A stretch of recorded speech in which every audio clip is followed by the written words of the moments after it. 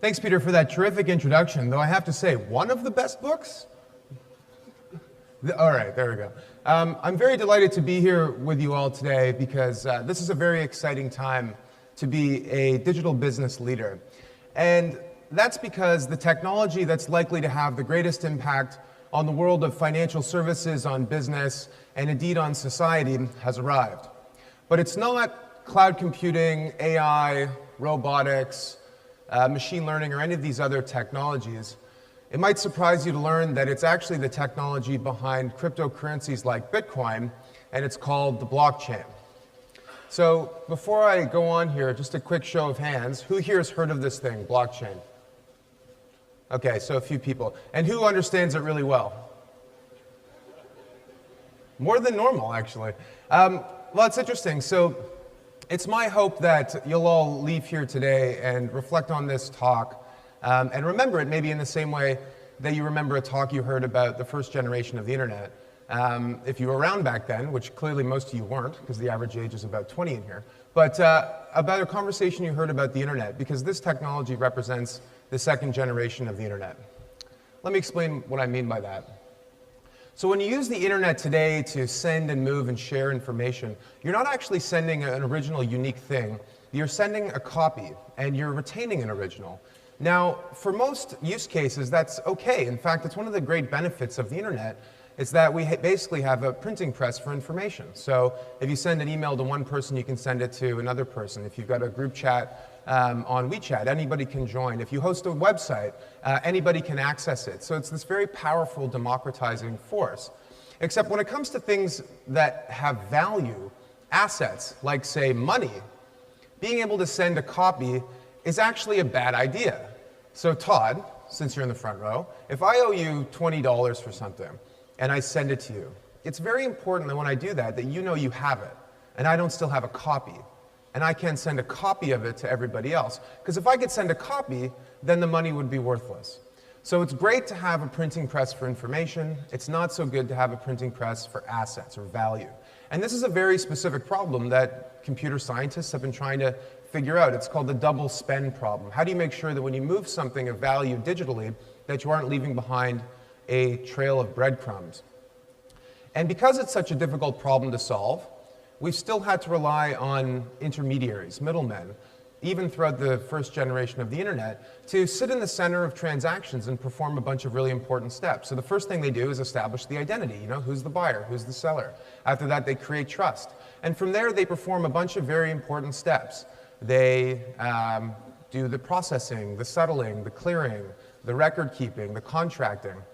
And for doing so, they receive a cut of the value. Now, these intermediaries, and they're familiar to many of you, of course, banks and governments, but increasingly big social media giants and other digital conglomerates, do a pretty good job. But they have some very specific limitations. The first one is that they're all centralized. And anything that's centralized is vulnerable to hacking or to attack or to failure. And that's true in basically every single industry. Financial services, Morgan Stanley, Swift, technology, Yahoo, LinkedIn, government, the NSA, the State Department. So anything that is centralized is vulnerable. The second big issue is that they add costs and they slow things down. So in the case of sending money overseas, the world of cross-border payments, it can take days and cost 10% or more to move money between two people, which is a funny thing when you think about it. We talk about the market for cross-border payments. Nobody ever talks about the market for cross-border emails. One kind of information flows like water, but the other one takes time and slows things down. Another big problem is that they exclude big parts of the population. There are 2.5 billion people in the world who don't have access to basic financial services. And that's problematic because that means they don't get to participate in the growth of the global economy. And the fourth, and arguably the biggest issue, is that they capture all this data about people. And that's problematic for a couple of reasons. It means that individuals can't use that data to organize their affairs or their life. It means that they can't necessarily monetize it or have a clear idea of what it's worth. But most concerning is that it could potentially undermine their privacy. So you can argue that despite the wealth and the progress and the innovation of the internet, that most of the value has actually been captured asymmetrically by these new intermediaries. And it turns out that there's a new asset class out there, the most important asset class of this new economy, and it's data. In the same way that industrial plant or oil was the most important asset class of the industrial age, or land was the most important asset class of the agrarian age, data is the most important asset of this new economy. You know, the 5 of the 7 largest companies in the world are basically giant data aggregators, companies like Google, Amazon, Facebook, and others. And it turns out that there's a virtual you out there. That's the virtual me. And it turns out that the virtual you knows you better than you know you. You might not know where you went, what you said, what you bought, whether you took an Uber, what your driver's name was, what his star rating was, exactly 1 year ago today. But the virtual you does. And I think that's problematic because the identity that is yours, that you create in the online world, should be something that you control. So what if the internet was entering a second era? From an internet of information to an internet of value, based on this new technology platform called the blockchain. Essentially a vast global distributed network where not just information like emails and PDFs and websites, but things that had real value. Money, financial assets like stocks and bonds, titles and deeds to property, IP, even votes in an election. Because a vote is like a payment. You vote once, you want to make sure you can't vote again, hopefully. What if these things that had real value could be moved, stored, and managed peer-to-peer, and where trust was not established, at least not exclusively by an intermediary, but through a combination of mass collaboration, consensus, cryptography, and clever code? Well, in 2008, right around the time that the financial system was on the brink of collapse, an anonymous person or group of persons under the name Satoshi Nakamoto created this thing called Bitcoin. So we've all heard of Bitcoin, right? So Bitcoin was designed to do something very simple. It was basically designed to be cash for the internet. In the same way that if you went down to a store and you handed them 10 yuan for something, you're not using the Visa network, there's no intermediary, you're not showing them your ID. It's a peer-to-peer bearer instrument. Nothing like this really existed for the internet. And what was amazing about Bitcoin is that it worked. And it worked so well that it set off the spark, which has caught on like wildfire and captured the imagination of business leaders and entrepreneurs in every single industry. So let's explain how it works very quickly. It starts with this thing, a distributed ledger, basically like a global spreadsheet of transactions. Except instead of residing on one single computer, like in a bank or in a government, it exists on many computers or all computers. And every so often on this network, transactions are constantly happening, and then they're batched into these things called blocks. And these blocks are then broadcast out to every node on the network. Certain nodes use large computing power to work together, basically to reach consensus. Did the $20 I sent Todd actually get there? Did the sale of that asset actually occur? And in exchange for basically agreeing on what is true, they're rewarded. In the case of the Bitcoin blockchain, they're rewarded with more Bitcoin, but there are many others, which I'll discuss shortly, that have different mechanisms for supporting the network. Once the transactions in that block are validated, they are then cast in stone and attached to all other blocks, going all the way back to the beginning of time. And each block must refer to the previous block to be valid. And basically the reason why that's important is that if you wanted to hack this, it wouldn't be as easy as going through a firewall inside of one institution and moving a number in a spreadsheet. You'd actually have to rewrite the entire history of commerce across every single computer in the network in a period of 10 seconds to 10 minutes. Practically speaking, that's very challenging. And so this is a simply better way to move and store and manage value than anything centralized that we've ever created. And each transaction is timestamped, so any attempt to alter when something occurred is immediately reversed. So that's Bitcoin, but there are other kinds of blockchain platforms. Who's heard of Ethereum? A couple people? So I'll talk about Ethereum for a second because I'm very proud of Ethereum. It was actually started by a 19-year-old Canadian named Vitalik Buterin, who was actually quite active in the Bitcoin community. And what he loved about Bitcoin, he thought could apply to other industries, other assets, other use cases. So he developed this concept of a smart contract. And basically a smart contract is kind of what it sounds like. It's programming language that mimics the logic of an agreement between two parties, but where the terms are self-enforced and where you don't need lawyers and intermediaries like banks and escrow agents to enforce the terms. So it's kind of an interesting concept when you apply that to other industries. In financial services, basically every asset is a contract, an options contract, a forward contract. An equity is a contract basically entitling you to a fractional ownership of something. Or a bond is a contract entitling you to a stream of cash flows. So this could have really big implications for finance and a lot of other areas. So he asked his friends and people in the community to finance the project and raised $18 million in 2014. And today Ethereum is a $17 billion juggernaut that's used by hundreds of Fortune 500 companies and is very quickly becoming the de facto infrastructure technology for a whole new crop of very disruptive companies. But it's not the only one. In China, there's a project called Quantum, which is actually relatively unknown in the Western world. But in China is widely hailed as sort of the alternative Chinese version of Ethereum. And it's also in the process of being developed on. Another one is Cosmos. So Cosmos is an infrastructure part of the blockchain ecosystem that basically promises to tie all blockchains together. So if you've got Ethereum and Quantum and Bitcoin and they're all doing different things, how do you make sure that they can communicate in a virtuous circle? And that's something that Cosmos is capable of achieving. So this is the beginning of a Cambrian explosion of innovation that is changing every single industry. And what I'd like to do today is to talk about what it means for business and financial services in particular. So this is an economist. His name is Ronald Coase. And Mr. Coase, in a seminal paper in the 1930s called The Theory of the Firm, asked a deceptively simple question. He said, why do we have companies? Why do firms exist? Maybe something you've thought of on a Monday morning before going into the office. And he said, just think about it, if the market is the best way to allocate resources and organize capability, then how come everyone's not an independent contractor? How come sales and marketing and manufacturing, logistics, finance, supply chain, HR aren't all sort of bidding with each other in an open market? And he said the reason was transaction costs.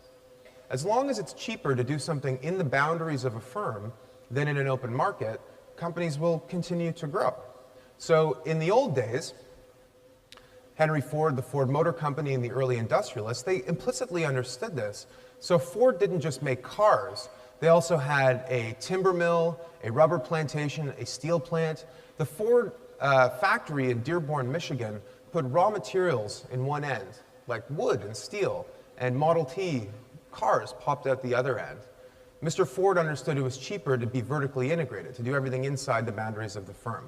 Now, the internet came along, and it dropped certain transaction costs, like the cost of search, and the cost of communicating, and the cost of collaborating. So we led to outsourcing and offshoring. The mantra in the 90s was focus on what you do best and offshore the rest. And that eventually led to business webs, where companies realized they could partner with other participants in the market to confer competitive advantage. Except, despite the progress that was made during the first generation of the internet, I actually think that the firm, as an artifact of society and of business, actually isn't that different than it was, say, 25 years ago. I mean, for those of you who work for companies that are that old, think about what those firms have done and how they've changed and how they have not changed. So what does it mean for the world of business when the transaction costs like contracting, negotiating and enforcing contracts, and establishing trust drop in the same way that the internet dropped the cost of information? In the 1980s, if you wanted to have a high-definition video conference call with someone in North America from China, you'd have to harness the power of the NSA to do that. And today we can do it for free. But the cost of settling a transaction in a financial asset hasn't really gone down as much. It's gone down to 2 or 3-fold versus 10 million-fold. So what does it mean for business when all transaction costs drop? Well, we think that enables whole new different kinds of business models. And this is where the technologies of the fourth industrial revolution are kind of intersecting, right? The combination of artificial intelligence, of blockchain. So you can imagine smart agents, basically AI, robotics, autonomous vehicles, contracting with each other using blockchain as the business engine to create value in the economy. And this kind of a company would look really different than the ones that we know today. It wouldn't have assets, it wouldn't have a home office, it wouldn't have management, it might not even have people per se. It could be a bunch of autonomous agents contracting with each other using blockchain in a trustless manner. Now, when we started writing about this, we thought the concept was pretty far out there, this idea of a company without a company. I mean, it is a little bit strange. But since the book's come out, it's been validated over and over again, and these are the new kinds of models that are beginning to change a lot of different industries. And this is something I want to focus on as well. So people think that fintech and blockchain are related. Some people even think that blockchain is a subset of fintech. So fintech's the big circle and blockchain's the little circle. And to be sure, I think that there's no technology likely to have a greater impact on finance than blockchain, but they're very different in the sense that if this is fintech, small circle here, this is blockchain like this. So a big chunk of it cuts into fintech, but much of it is happening outside of the world of financial services. So much so that our research today focuses largely on what it means for finance, but also for the retail industry, for the technology industry, and other parts of the economy. Even more broadly than that is what this technology means for how we organize capability inside of the firm. The fact that different roles inside the organization could fundamentally change. So what is the role of the CFO if instead of just having a double entry accounting system, we have a third entry in a distributed ledger that records every transaction the company enters into? All of a sudden, doing an audit or accounting for what's going on inside a company would be something we do with the seasons of the moon, every 3 months or 6 months, to a living, breathing document that could be audited, vetted in real time.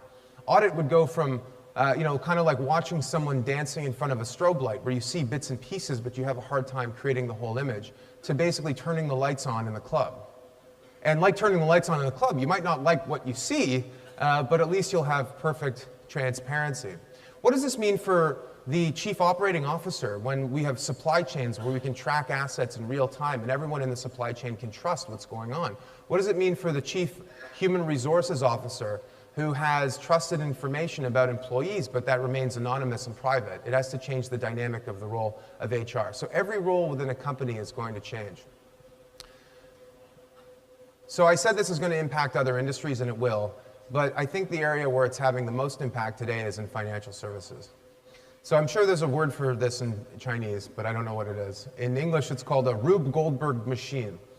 And basically, a Rube Goldberg machine is a really complicated contraption that performs a whole bunch of unnecessary and sometimes ridiculous steps, and in the end it solves a very simple problem, like it cracks an egg or closes a door. This is basically the way the financial services industry works today.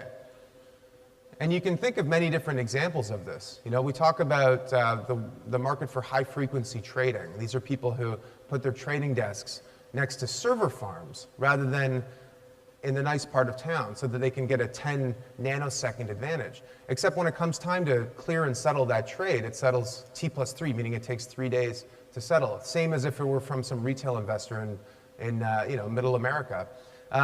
We talk about the payments industry. So you tap your card on the card reader and it feels like there's a digital payment stream happening and it feels really futuristic, except the merchant's not receiving that money instantaneously. It's passing through a system of intermediaries and it's costing the merchant money, sometimes 2% to 8%. So it's kind of like digital wallpaper in a sense. The outer layer has been reinvented, the consumer interface, but the underlying workings of the industry are actually quite antiquated. And let me give you a few examples. So there are many ways the industry will be transformed, everything from retail banking to investment banking, insurance, audit, and everything in between.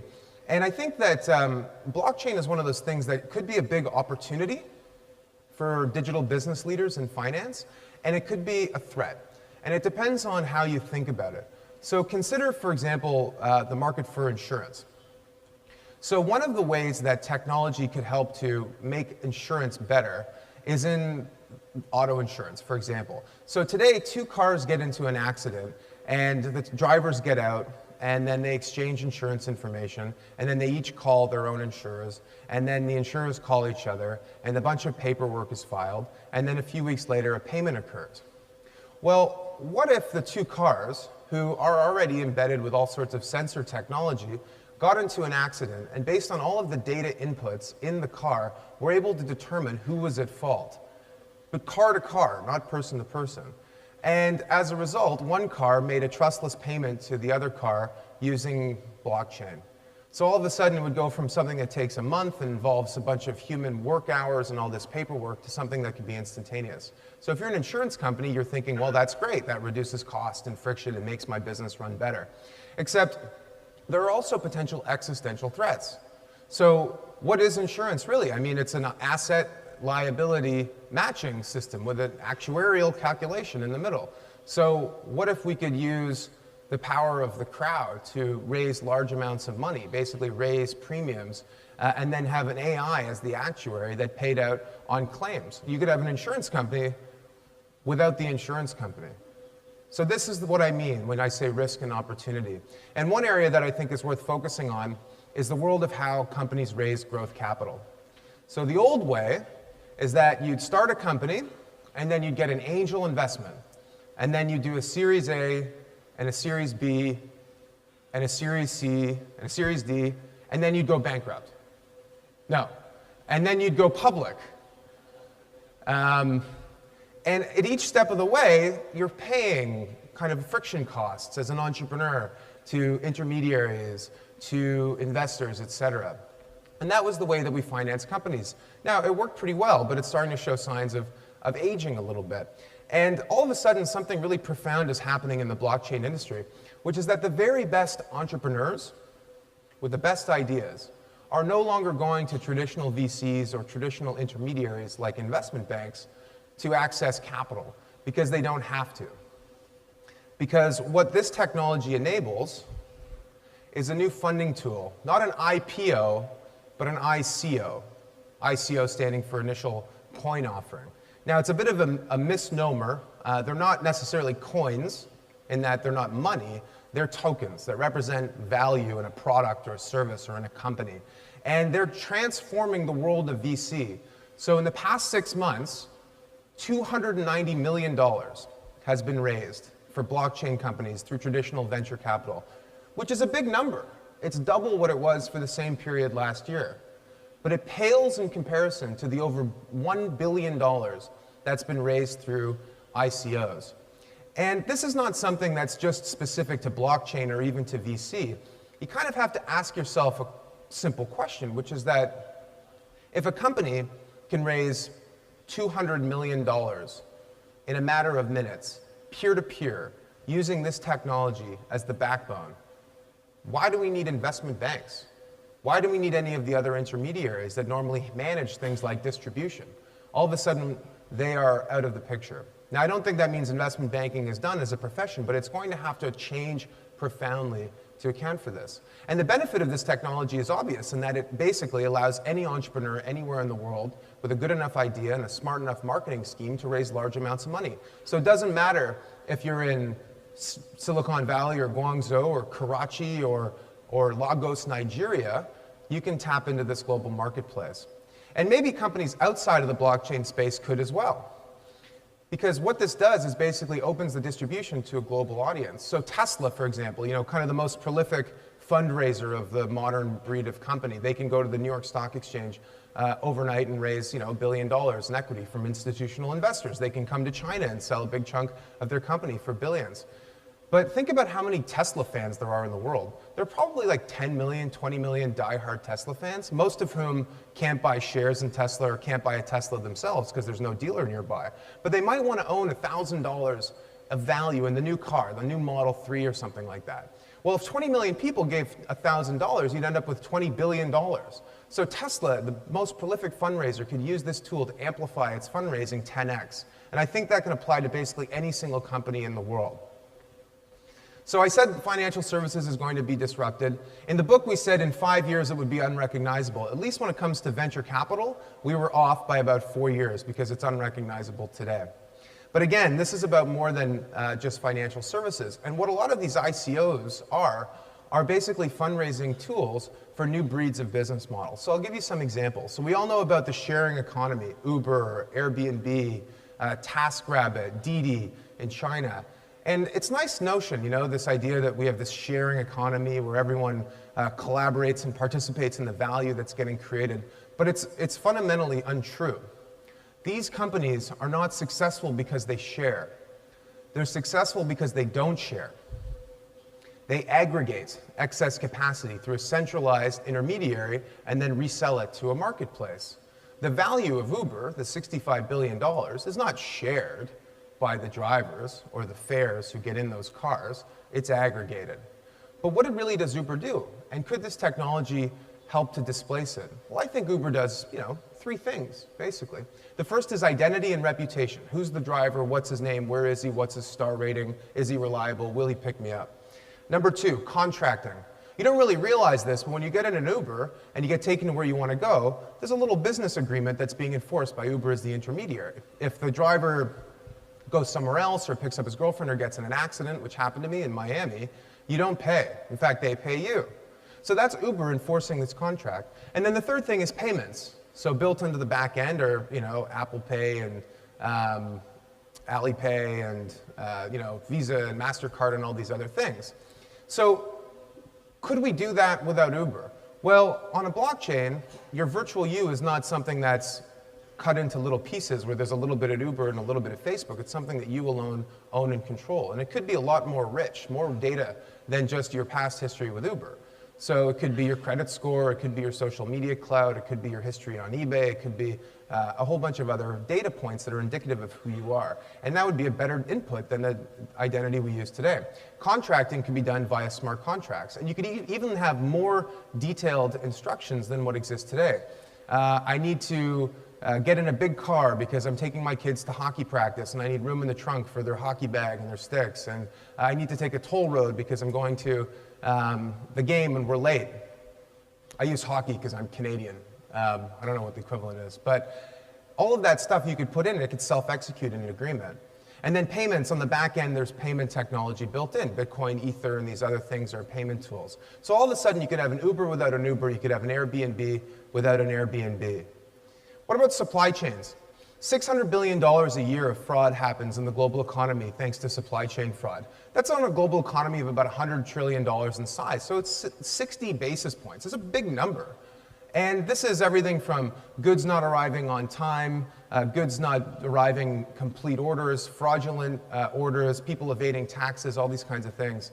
And it's true of lots of different kinds of products. So 18% of medical devices manufactured in China and sold in the United States are counterfeit.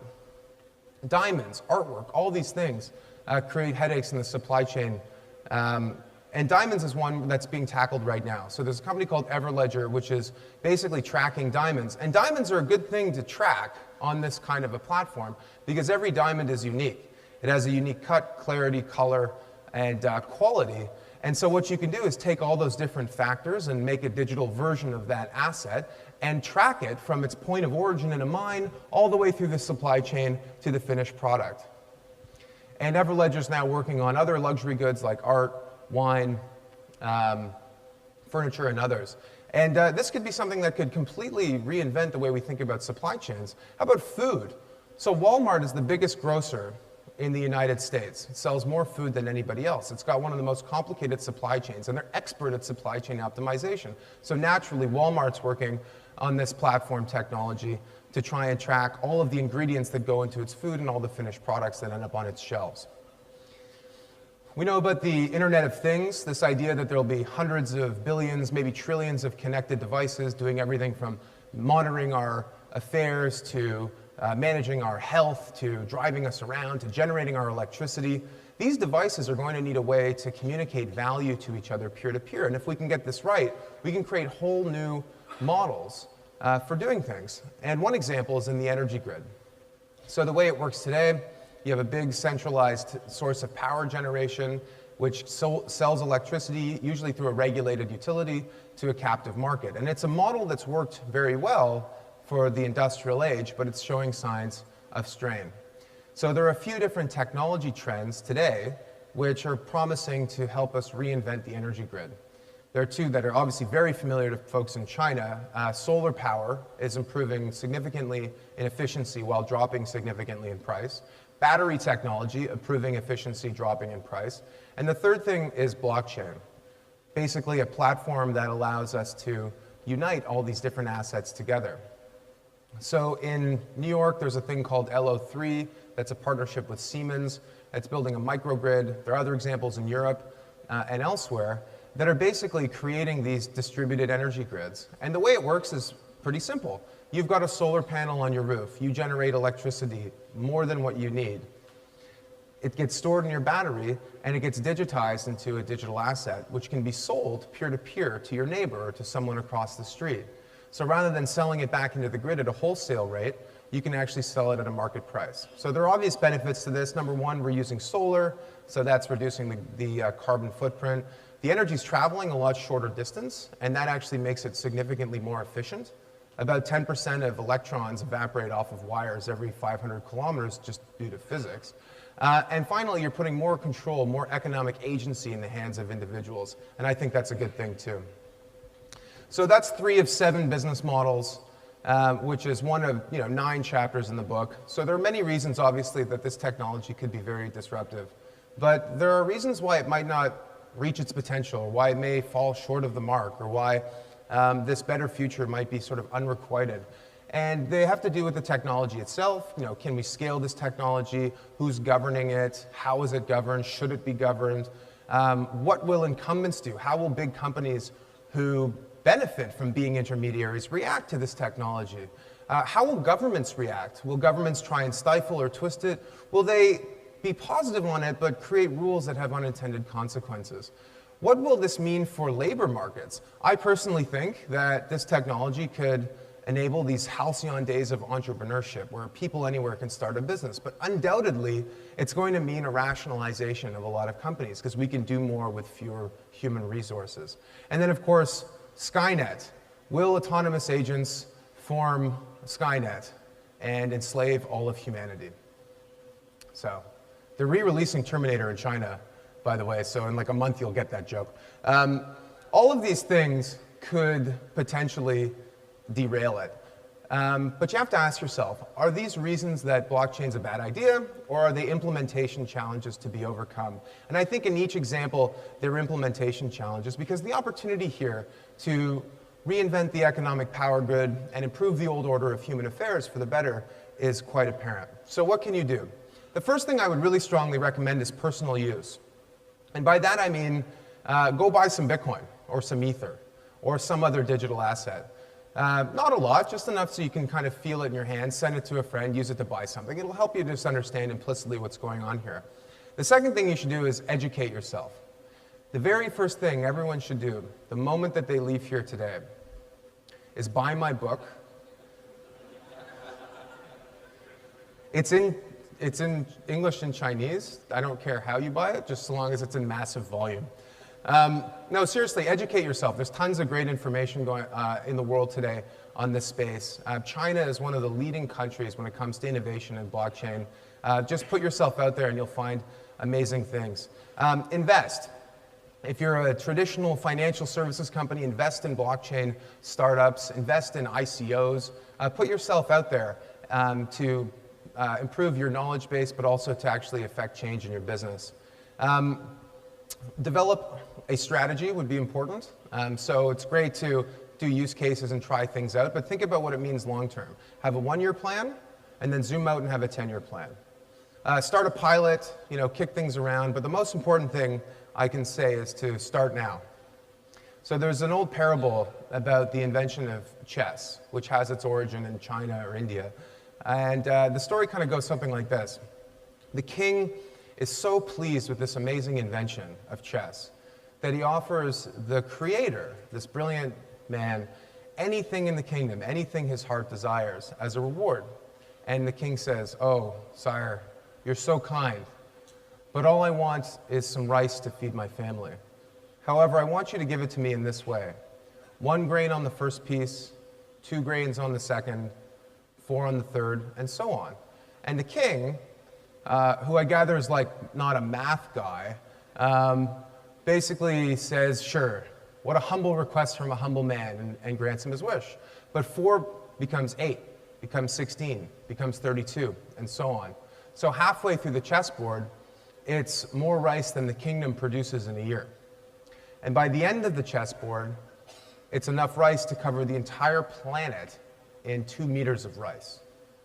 So this is where we're at with technology, the second half of the chessboard, the time when exponential growth really matters. In 1993, when the first generation of the internet was being commercialized, there were 25 million personal computers connected to the ARPANET, the predecessor. Almost all of them were in the United States. Today, there are 6 billion supercomputers in the hands of people on every single continent. You know, the world of technology and e-commerce in China is bigger than it is in the United States. This is going to happen faster, and it's going to be a global phenomenon, and leadership in this industry is everyone's personal opportunity. So join the revolution. Thank you very much.